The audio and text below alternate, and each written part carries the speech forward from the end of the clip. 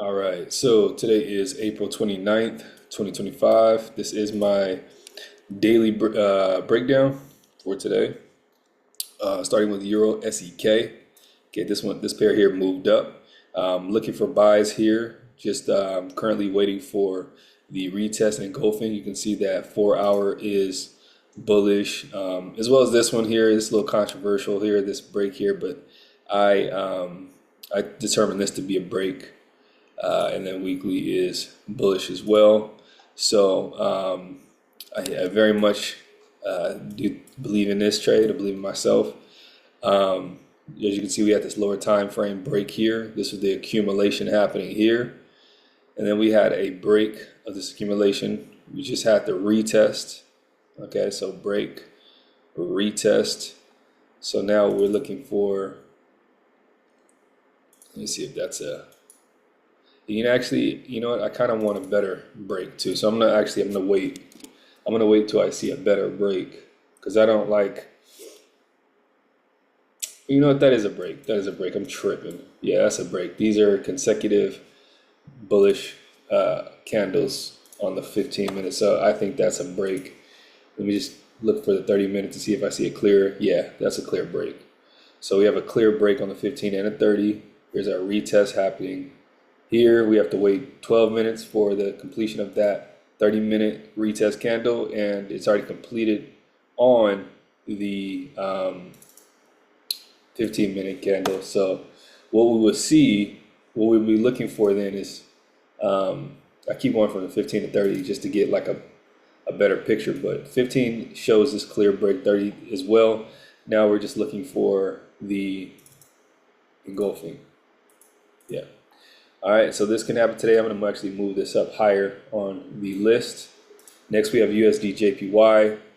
This will be a counter buy. We're just waiting for this 4 hour shift to structure, which would happen up here. Next, Euro NZD. We're waiting for a 4 hour pullback. This 4 hour pullback, as you can see, because we had this shift to structure, which happened right here, right? So this will just be all upside, all up here. So we had the pullback, but now it's going up. So we want to see price kind of do like either a little deeper of a pullback or a break of structure, then a pullback. That's what I'll be looking for because right now um, we're just you know going up. Price is just going up. We want to see a pullback and settle, so we can take that higher low.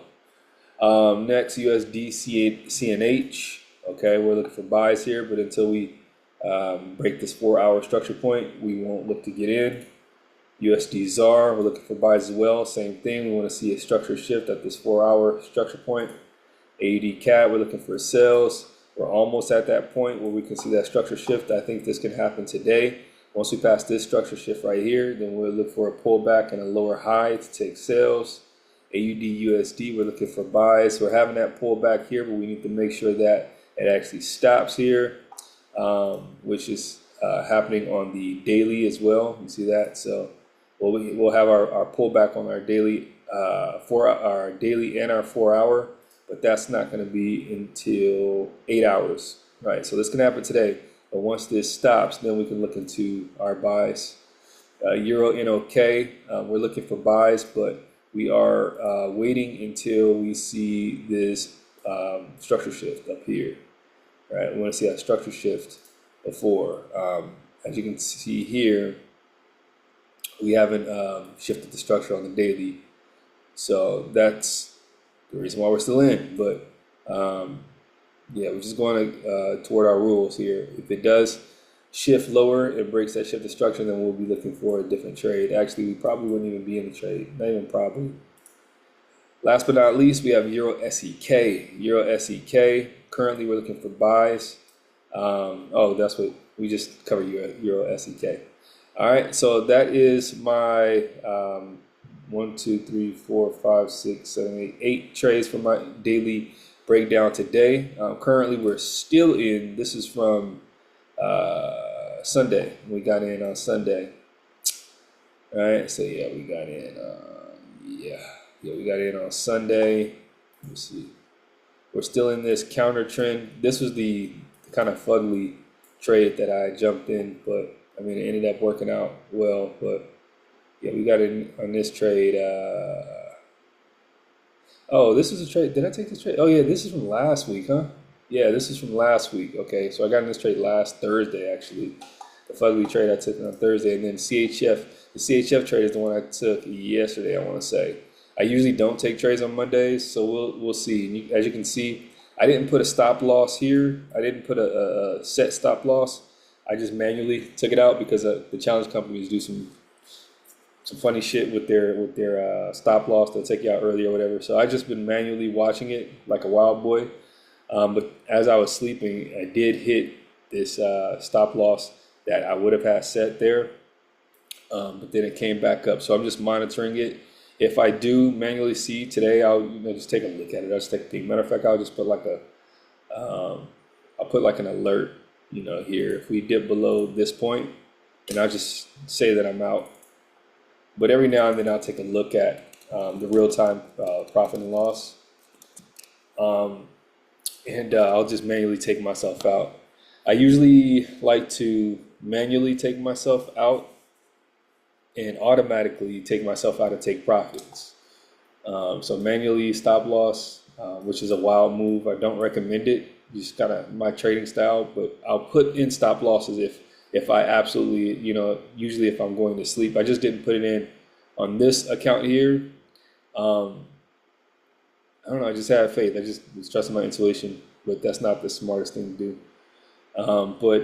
Yeah, so we're still in these two. If it does hit this point here, I'm just gonna take a look at profit and loss. As you can see right now, we're at about 750 loss roughly, and the daily loss limit is around 1200. So if I start getting around like 1000, which I'm sure that's happened, with this wick right here, but luckily it didn't hit the threshold. So yeah, a little wild game, but if it does hit around 1000, which is roughly what 3 point something percent, not the full 4% for the daily loss limit, then yeah, then I'll just keep holding and because it can definitely bounce up and go the other direction, but it doesn't look like that from here. So what am I doing? Yeah, it definitely looks like it's going to keep going lower.